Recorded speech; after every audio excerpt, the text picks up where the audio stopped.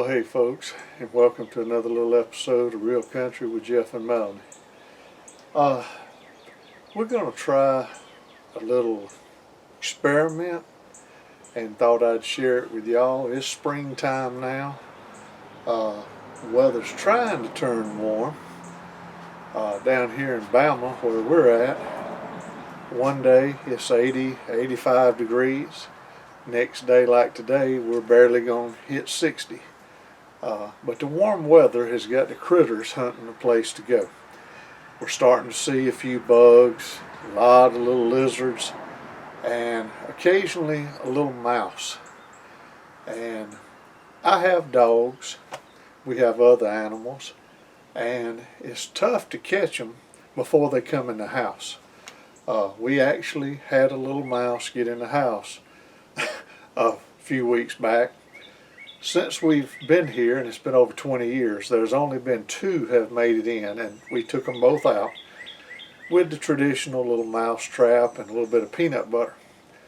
But they've literally got to come exactly to your little trap, an area big as my fingers are spread apart, to get on the bait to set the trap. But outside, they love to hang around, and I'd rather catch them outside before I put them inside. Well, traditional rat poison can be dangerous to anything. A dog can get in it, a cat can get in it, a child can get in it. And let's just say the mouse gets into the poison and he goes off and dies. Well, then you can have a hawk get it, or an owl get it, or a dog get it. And then if they eat the mouse, then they're going to get the poison, and it could make them sick or it could kill them. So I've been hearing for a while now about a method to keep old Ricky Rat out of your house. So before you get wound up with a bunch of these in your house, I figured we'd try this little method. It's supposed to be safe. It's supposed to be harmless to every creature except for mice and rats. And I'm going to use, for a little container to hold my poison, an old milk carton. And all I'm going to do is cut a little corner off, but leave the bottom part with a little utility knife. So trying to be careful as I can, and not cut my hands. And it's slicing pretty good. I'm just going to cut one of the corners out, if I can do it without cutting my shirt or cutting my fingers. It don't have to be any precise style. I'm just going to take a corner out, but try to leave the little bottom curl of the bottom of the milk jug. So we're going to try to leave the bottom and take the rest out. And it's cutting pretty good, even though I have a used blade in here. These old milk cartons are flimsy. Alright. I'm going to be doing two for right now. One I'm going to take down to my barn to make sure none get inside my barn, eat up any of my electrical cords or decorations. This one I'm going to set under the carport. Mice are notorious, and rats, they'll follow a wall. And they'll stick to the wall, kind of bump it as they go. And I think that's what's been happening here. They'll get under my carport and they'll run along the wall, and then they jump up on the step that leads into the house, and then if we leave the door open or the screen gets cracked, they'll slide under. If they can get their little nose in it, they can squeeze under a door. So this is the hard part of it. We're going to take the little milk jug and get up here where you can see. All I did was take the corner off and left just enough so that my poison don't fall out. And what we're going to do now, and I don't know if this is going to work, people swear by it, we're going to experiment and see. And after the fact, if I can find any little dead mice or not see any mice, we'll hope a success. Now, we have a little mouse that I have noticed wants to hang under here. He hadn't made it in the house yet. But sometimes I'll be going back and forth and I'll see something out of the corner of my eye scurry across, going from the wall under my boat to go out in the yard. And I thought to start off with it might be a frog. Sometimes we have frogs hop under here too. But we're going to see. But alrighty, here's what the experiment is. We're going to take just pure T.O. corn muffin mix and put 4 teaspoons of it into the container. So let me go ahead and dip this out real quick, and I'm going to be a little liberal with it because this is going to be my bait. So we're going to put 1. Y'all excuse me, I'm probably dipping out of the frame, but I'm working on a short little table. So there's 2, 3, and I'm kind of overflowing them, and 4. And that's just pure T.O. cornmeal mix. Let's see, I spilled some where I don't want it really. Let's get it up. I want them coming strictly to this. Okay, now that's our lure. That's what's going to draw them in. And here's your poison. Pure T innocent baking soda. It's no danger to animals, to children, to yourself. You can brush your teeth with it. You can use it for all other kind of things. Baking soda. And you're going to put about 4 teaspoons of it. And same thing, I'm going to be liberal with mine and put a little bit more. 2, 3, and 4. And then all I'm supposed to do, according to everybody I've heard from, is you put that together and just kind of mix it up real good. Let me get a different spoon from my measuring spoon. Let's see. Here's one right here. Okay, long handle where I can reach in this jug. And we're just going to mix it all up real good. Okay, just stir it up. And what's supposed to happen, and I don't mean to be a little ugly. Let me get back in camera range. I'm wiggling around here. According to legend, and I had heard this a long time ago and forgot it. And somebody told me the other day,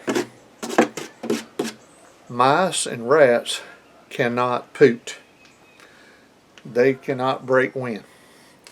And what happens is, and I had seen this, if you take this mixture and put it in a little jar of vinegar, pure white vinegar, boy does that acid in that vinegar just boils it up, and it boils till almost boiling over.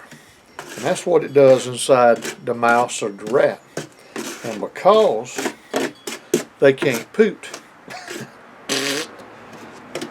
they blow up internally.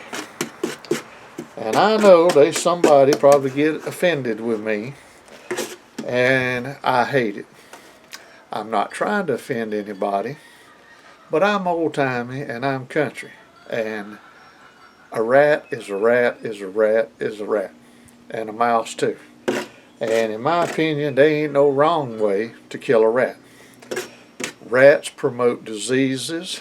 Rats and the fleas that were on them, the way I understood it, back in olden days, caused the Black Plague, bubonic plague, all them that killed thousands and thousands of people. So why would you want the nasty things around your house? They tear up clothing, they tear up food, they tear up insulation in your house, electrical wiring, they can get in your cars, they can tear up everything. They're a health hazard, and they multiply about like rabbits. So, there ain't no wrong way to kill a rabbit. And if I hurt your feelings or offend anybody, I'm not trying to. I'm not trying to be ugly. But toughen up, buttercup. This is the real world, and this is country, and this is a farm. I personally don't want them in my house. I don't want them in my animal feed. I don't want them in my yard. And like I said, If I can get them like this, then I don't have to worry about them tearing up something or contaminating my food, eating my clothes, or whatever. And this way, if one of them goes off and dies, and let's say an owl picks it up and eats it, this won't hurt an owl. This won't hurt a hawk. This won't hurt a neighbor's cat. This won't hurt my dogs. Because this right here won't hurt nobody, including myself. So, now, if you can see in my little jug, I've just been stirring it up and mixed it together. Now, I'm just going to spread it out in there where it's covering real good. Get it kind of close to this front. And all I'm going to do is set this jug along the base wall of my carport, near the steps, near where I've been seeing that little fella run out from time to time. And I'll change this out, say, twice a month. Just dump this out, keep it fresh. And hopefully that'll cure our mouse problem. I have heard other people with other methods, and some of them work, some don't. But this is a fact, scientific fact. They can't break wind. The baking soda makes them have to break wind, and it'll kill them. So, this is something that really don't cost a whole lot. Most people, and I know everybody's different, most people drink milk or have access to someone in their family or friends that buys a gallon of milk. So after you've enjoyed your milk, this is free. This is throwaway. And little thing of baking soda I picked up at our local grocery store. I believe it was 75 cents. The little thing of the cornmeal mix was about 75 cents. So you're roughly talking $1.50 plus tax, maybe $1.75. So for under $2, you can put a poison, and we didn't even hardly dip into either one of these. You can set this back in the house, seal it up, and it'll be ready for the next time. So for under $2, and you don't have to worry about it hurting anything else, it should be a good deal. So just thought I'd share that with y'all. We will give you an update on down the road if I can find a deceased little fella. Nothing against little Ricky Ratt, but I want to see him like this instead of running around and playing. So we'll have an update on down the road quick as I can find the time. And if I don't find any evidence, I will still do an update, but then I'll be able to tell you, I hope that we ain't had no reason for any problem, so we're assuming it'll work. But folks, hope you liked the little video. If you do, please hit the like and subscribe. We're going to be trying to put out a lot more content as time goes on everything. I have held off in the past trying to do certain things, and as I've said before, time has messed me up, weather's messed me up, everything you can think of. Murphy's Law has been whooping my fanny for a couple of years now. But we're going to be trying to put out something a couple times a week, 2 to 3 times a week minimum from here on out. We may bore you, but it's going to be day-to-day, real country life, every aspect of it, from gardening to animals, livestock, pets, cooking, canning, farming, fishing, just taking little scenic trips and exploring. But we'd love it if you'd come with us. We ain't perfect. We're not experts. We're learning as we go. But we're going to try to show you the way we really live and the fun things you can do that the average real person can do. We have no backers. We have no advertisements or nothing like that. Nobody sponsoring us. Never have. Probably never will. We're not lucky enough to get into that. But even if we did, we're still going to try to do just what the average man can do on a limited time and limited budget. But whatever we show you, it's real. It's no fake. But thank y'all for watching. If you like everything, please hit the like and subscribe. Tell your friends. And until next time, good Lord's willing, the creek don't rise. We'll see y'all down the road. Thank y'all.